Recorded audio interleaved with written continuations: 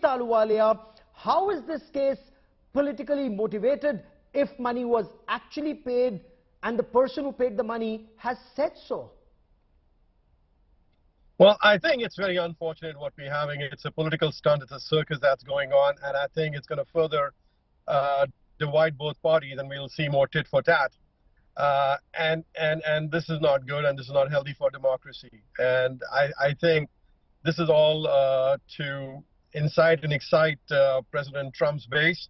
And they realize and recognize that if President Trump becomes the nominee, he is likely will lose the election because there's a large, we've seen in last election cycle, a lot of Republican candidates endorsed by President Trump lost. So I think this is more trumped up to excite and incite Trump's base. But on the other side, this is we've seen President Clinton. This didn't translate the same way. Hillary Clinton did the same thing in the Russian dossier. So this is more to get President Trump and, more importantly, take away the people's attention from the economy, the inflation, the seriousness of the crime that is you're calling it diversionary or tactics. in Chicago.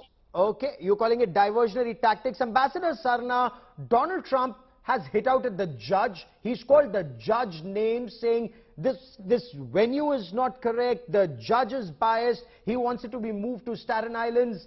Does that not put Trump on a sticky wicket in court? How do you see this development?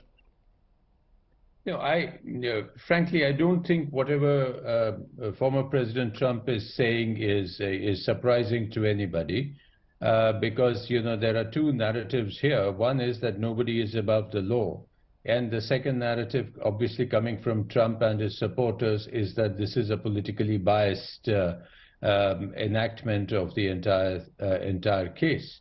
So I think this will have to play itself out. But for the moment, I think the fact is that a grand jury has indicted the former president, and then he is to be presented for being what the Americans call being booked and arraigned. And then we will see what exactly the indictment is going to be once the sealed envelope is opened, and how the judge treats that and how the defense tries to counter it. So this is, I think, just the first step. It's not going to be the last. There are other cases which are pending, which could possibly come up on President Trump, the January 6th case, the Mar-a-Lago documents case, the Georgia case. So I think you're going to have more of this as the next election builds up.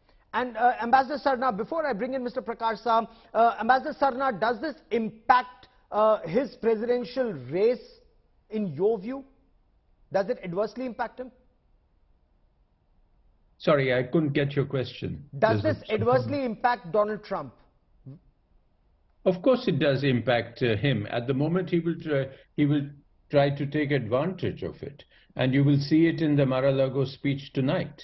And he will try to arouse all his supporters and say that he already is electioneering on a narrative of persecution, and this is going to tremendously strengthen that.